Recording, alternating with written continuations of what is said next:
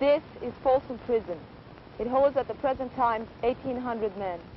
One of them is Timothy Leary. He was brought here after 4 months in solitary confinement at California Men's Colony in San Luis Obispo. Usually at this time, I would be going in to visit him. I'm allowed to see him 4 times a month.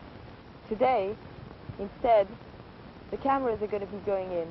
This time, since his exile and his imprisonment, he's going to be allowed to speak. For those of you who know him, he's relaxed and he looks well. But behind the camera sits the warden, the assistant warden, and probably the captain of the guard. I am Joanna Leary, and I'd like to see him out of here as quick as possible. It's a long way from Harvard and West Point to Folsom State Prison.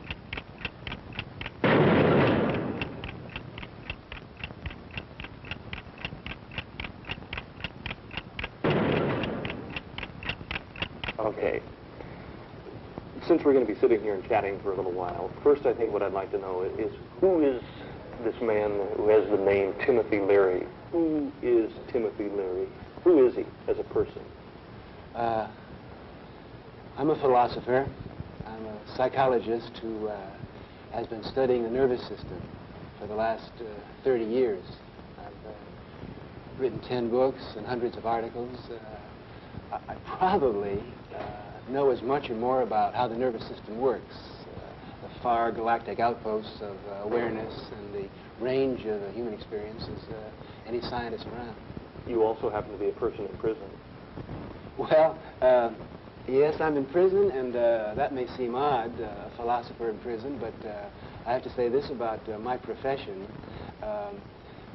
The best philosophers often end up in prison. If you're a good baseball player, you end up in the major leagues. If you're a really successful politician, you end up in Washington, I'm sorry to say. If you're really a good philosopher, if you're coming out with new ideas about the 7 great destiny questions that are going to rattle the walls of the social institution, most of the men that I model myself after have been lucky if they got away with just being in prison for their ideas. As far as the general public's concerned, you're probably best known for your views on drugs. When did you really get started working with drugs? Starting in 1960 at Harvard University. And what role? How? Well, for many years before that, as a psychologist and one studying the nervous system, knowing that the nervous system is the key to all human knowledge, I've been looking for instruments just like microscopes, to see how the mind and nervous system works. And in the 1960s, as we all know very well, drugs came along as modes of expanding consciousness, just like telescopes and microscopes. The nervous system is a biochemical structure, and drugs are the fuels of the instruments, just like tractors and jet engines expand our muscles and our legs and that sort of thing. If you're going to study the nervous system, drugs are one of the major tools. You were looking at it from a research view. Did you ever go away from that view, or every time that you worked with drugs, were you looking at it from research?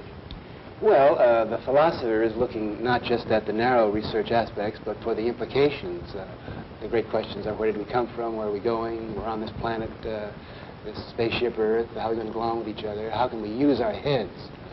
So that I've always been interested in finding ways of using our nervous system as an instrument to answer the basic questions of life. I think any scientist who really gets to the frontier of his science gets to these basic questions, gets kind of mystical, gets philosophic, it's inevitable, and I've accepted that responsibility. I think we need, at this time, a new philosophy. We've run out of the great navigational ideas of how we're going to get the great ship moving in the right direction. 10 years ago, you did have philosophy in a hallucinogenic revolution. What were you really advocating then? Well, my main message is use your head, specifically learn how to use your nervous system. It's this, for the last 15 years, I've been studying my own nervous system. I've gotten to use my own nervous system the way Leeuwenhoek and the first men that got the microscope, or Galileo, the first guy that got the telescope. It takes years to learn how to focus it and dial it and tune it. I know that the nervous system is a computer, and we can program it in many different directions. It's like a series of motion picture or television cameras. We can focus it and turn it around on different objects. It's electronic, it's electric, and we can dial it and tune it. It's there to be used. And the challenge of the human race right now, I call it the neurological age we're going into. We've got to learn how to use our head. Are you ahead of your time? Is that why you haven't been accepted totally yet? Are you too far ahead of? Yes, I'm in a kind of a time warp. I definitely am ahead of it. Now, there's a question whether I may be off in the right direction, and perhaps the great center movement of society and science won't follow me. These are the risks that the thorough scientist takes. But I have a certain empirical experimental proof that I'm not entirely wrong, because most everything that I said in 1962, 63, my testimony before Senate committees about how we could avoid a drug in this country, in those days I was almost alone as a voice saying this is going to happen and beware, don't let it happen. And I was considered pretty radical, for example, saying that marijuana should not be criminalized, that LSD should be turned over to the government to be treated like fissionable material, like atomic. In the subsequent years, most of my prophecies have come true, and many very conservative organs like the American Medical Association, the American Psychiatric Association, the American Bar Association, even William Buckley, the conservative writer and television star, they're all coming around to positions that I was considered radical in espousing in the 1960s. I believe you said 10 years ago that you wanted to change the spiritual level of the United States. Mm-hmm. Did you think of yourself as a drug messiah back in those days? You started your own church? Well, if you hadn't asked me about drugs today, I wouldn't have brought it up. I'd talk about the nervous system. I'd talk about how we can use our knowledge to make this country a better place. I'd talk about how to reduce crime and that sort of thing. I want to point out that you're the one that's asking a question about drugs. Now, I know I have to answer a question about drugs because I've been labeled, as we say in prison, that's on my jacket. But I have no more to do with drugs than Einstein has to do with the atomic bomb. Now. All the way through. You never did 10 years ago. Well, when I was lecturing, if you read my books, less than 10% of any book I've ever written, or 10 or 50% of any lecture I've ever given, is on drugs. And usually the drug question came up in the question and answer periods afterward. Now, when Albert Einstein got to the particular heaven or Folsom prison hell, wherever his destiny led him, and he began talking about the equations of space-time and the relativity theory, I know that there's a reporter or a television man saying, yeah, Albert, but what about the atomic bomb? And he'll say, yeah, it's true that there were those crazy mixed-up kids got a hold of that atomic bomb on the basis of my theories and blew up Nagasaki and Hiroshima. So I have to take the responsibility for drugs as being one part of the philosophy that I've been teaching and studying and working on. Are you saying 10 years ago that the news media just totally blew out of proportion what you were actually trying to achieve? Did you not advocate LSD? No, I never advocated drugs. I defended drugs, different drugs, against unscientific charges. But as soon as you start saying marijuana is not a killer drug, you become an advocate. In the people's mind. Yeah, as I look in this camera and realize that people are going to be watching this program, I think it's safe to say that maybe a third of the audience generally likes me. They think I'm a philosopher in prison for my ideas, and they don't want me in prison. But I think there's another third that really dislikes me intensely and thinks that I've led the young people astray. There's another third probably that couldn't care less. You're busy enough with your own lives that my debate with the United States government is no concern of yours. There's one thing that's true of almost everyone involved in these debates. They don't really know what I've been saying. I think that very few people who are watching this program have read my books. Now, we know how the media labels people, how they labeled Eagleton, how they labeled Muskie. It's the great sensation game. And it's very hard once they lay a label on you that way to fight back. When was it that various local and government officials started putting pressure on you because of the views that were made known by the news media on drugs and so on? Well, I don't know how many Americans know this, but I have the honor of being the person that started G. Gordon Liddy on his meteoric career. As much as anyone in this country, I put Gordon Liddy in the White House. He was out after you, wasn't he? Yeah, he was an assistant DA near Millbrook, New York, where I had a scientific center where we were studying consciousness. And Gordon was a very ambitious, now, of course, there are millions of people kind of going along on his trip. And in those days, he was the first time that I was harassed by the law was on a Saturday night at midnight. I was in my bedroom with my wife, and I was talking to my son, and the door banged open, and in came G. Gordon Liddy with 24 armed and booted sheriffs. Warrant? Do you have a warrant in hand? Yeah, but the warrant was they found no marijuana. The warrant was thrown out. They did confiscate a little plant that we had on peat moss, which was a geranium.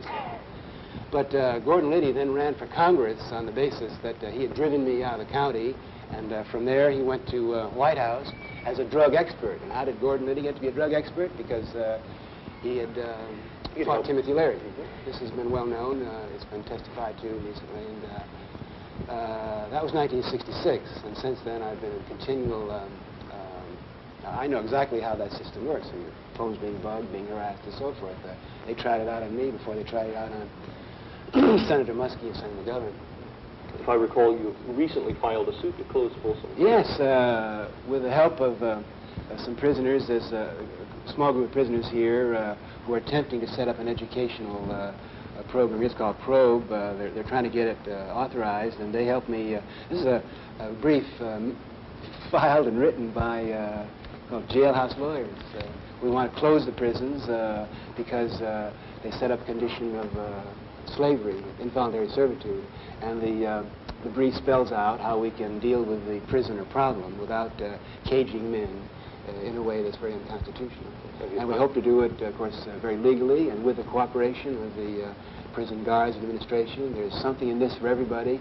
One thing, I see the United States and the human situation like a nervous system. We're all in touch. I think the problem has been that we've gotten out of touch with each other. We've got to use technology to get into close communication, so that everything we're doing here now is legal. It's with the knowledge of the prison authorities. We want to bring them in. We want to raise their salaries. We want to give them compensation adequate to their problem, because they're facing the crucial problem of how to change men's minds and solve crimes. But we're not against anyone. Certainly 10 years ago you were giving advice to people. What advice would you give young people today? Well, you know, I've been off the air for 3.5 years and I haven't been giving any advice. I've been letting other people take over to see how good the advice is that they could pass on. My main advice to everyone is we've got to learn how to use our heads. We've got to realize that the nervous system can be used as an instrument to help us understand why we're here and where we're going. I think we've got to change. We'd like to see the United States move into its third century with the same spirit we had 200 years ago, a spirit of novelty, of there's something great and imaginative and freeing, so that we can have the pride that Americans used to feel. Now, as I look around since I've been back, I don't see that Mr. Nixon or the Democrats have a program that's going to lead us into the third century with this vigor that we need. We'll limp or crawl or kind of stagger into the third century, which I think is a tragedy. So I don't have any advice for anyone. I'm just simply saying that we're going to be broadcasting our ideas of hope and of confidence and of courage, and we don't say we're right, but God knows we're about ready for a new philosophy. It's going to come. You say you aren't giving advice. Would you give advice on the use of drugs nowadays? Yeah, I should do that, and I'll look right into the eyes of everyone that's watching this program and say that I don't urge you to take LSD in particular. LSD is the most powerful substance that the human being has ever developed for influencing the mind. I've used the comparison of nuclear energy or a fissionable material. I think that in the right hands and scientific and disciplined and hopeful people, it will bring about changes. But I don't want anyone to listen to this broadcast to get any other message that I'm telling you, stay away from LSD. In the first place, 99% of what's called LSD is LSD. And 99% of the things that are said about LSD are totally lies or fabrications. The whole thing is so confused now that I'll flatly make that statement. You also said in the past that you are afraid of heroin. You don't like heroin. Personally, I don't like heroin at all. It's a down trip, it's an escape trip, and although I'm an escape artist, I like to escape to life, not escape from life. I think that heroin addiction is like diabetes, or it's like epilepsy. There are certain people that just physiologically and psychologically are so wired up that they're going to be attracted to this mode of escape. And heroin addicts, there probably would be 60 or 100,000 if we kept the money thing out of it. Could be handled by physical prescriptions, by doctors, just the way diabetics now use insulin. Well, if you passed a law against insulin, immediately the price of insulin would go up, like the price of heroin, and you'd have diabetics going around robbing and stealing to get their fix. But for me, heroin is no trick. You're sitting here in prison. What are you doing productively? What are you doing to keep yourself alert? Well, I have no trouble keeping myself alert. There's plenty to do here. The main thing I'm doing is taking advantage of this opportunity to study society from this very interesting vantage point. I'm talking to prisoners, I'm listening to them, I'm doing some writing. I do about 2 hours of physical yoga every day. There's no problem. This is where it's happening, as I said before. It's a microcosm. You've got all the raw essence of human society here. This is where you can really see it coming down. It's a rare experience. It's nothing that I want to make a career of, but it's my ambition to really liberate the world.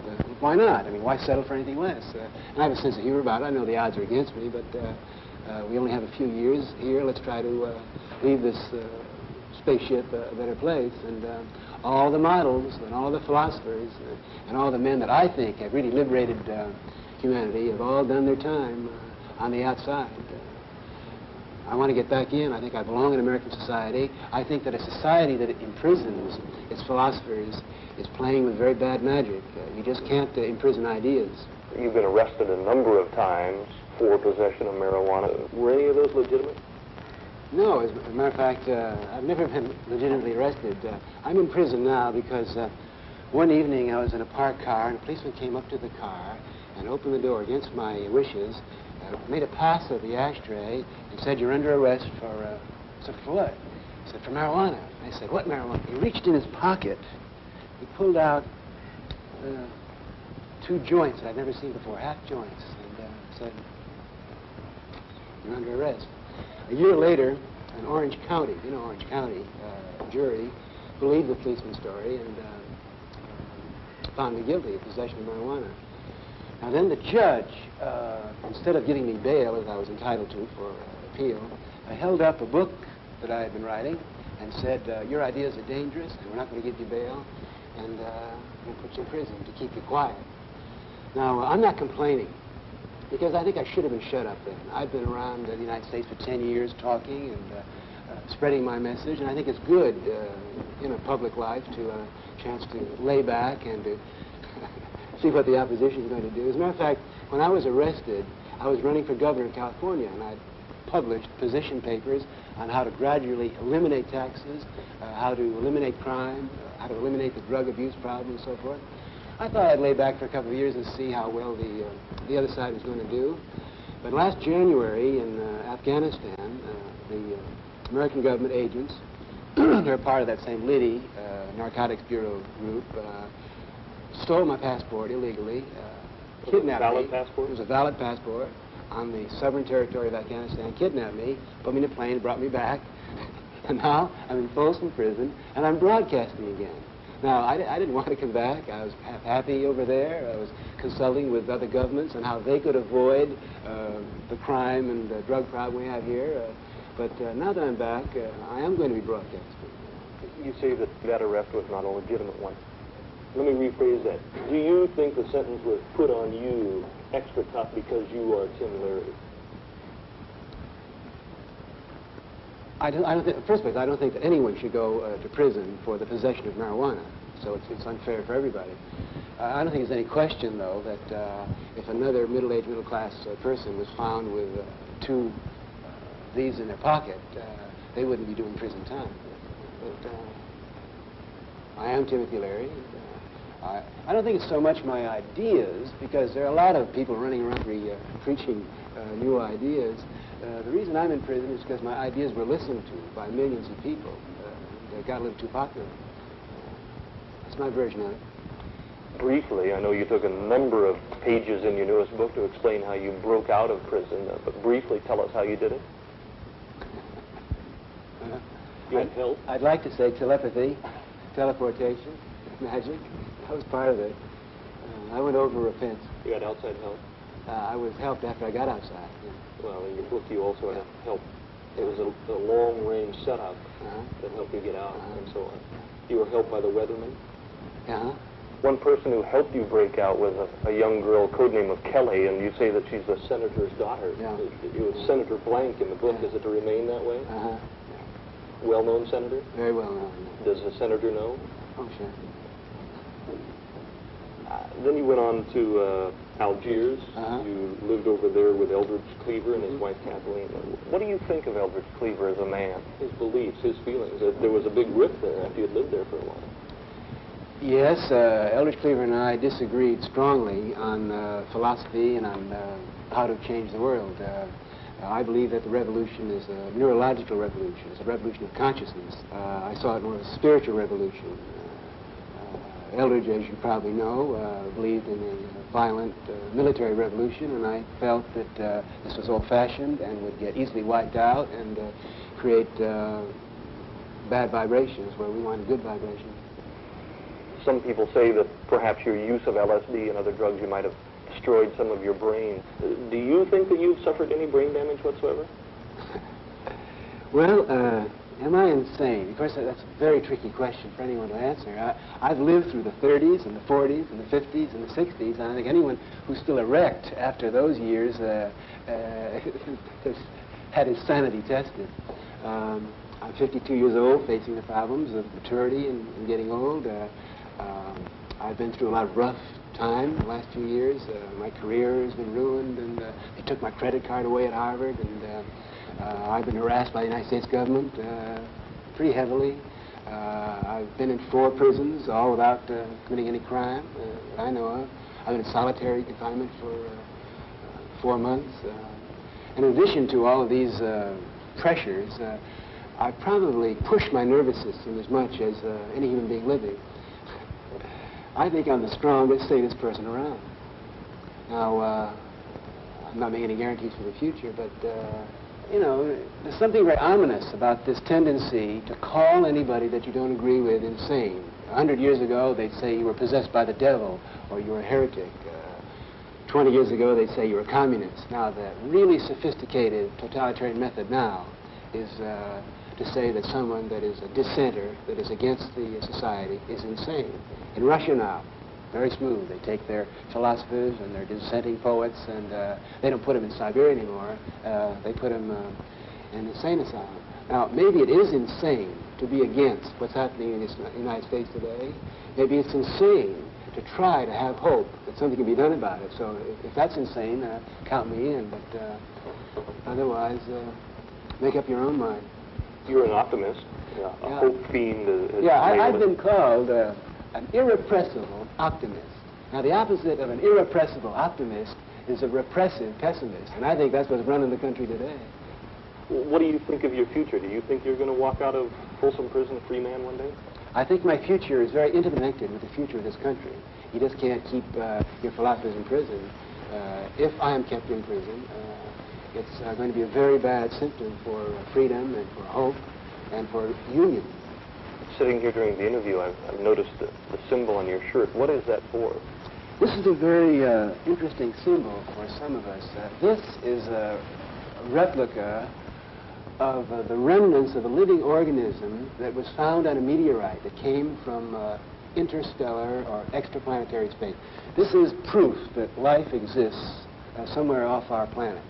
Now, we feel that this is the first contact with a higher intelligence, or somewhere out there there's another point of view. And we've taken this as a symbol of the new hope philosophy that we're talking about.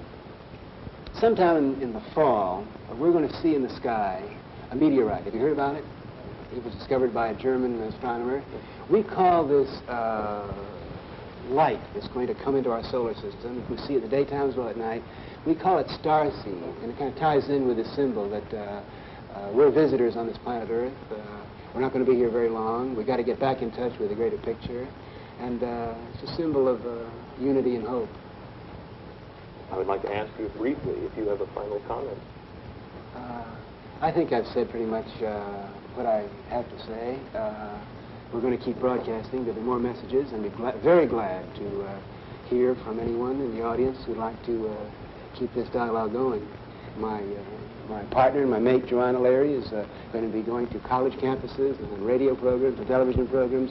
I've had 2 books that are published since I've been back. I apparently was wanted back here. I think there aren't very many philosophies of hope, freedom being broadcast. So, and they may try to shut me up. The people who have broadcast hope in this country in the last few years, many of them have been killed. I know it's a risky job, but I'm here and I'm going to keep broadcasting. So you see, a lot can be done.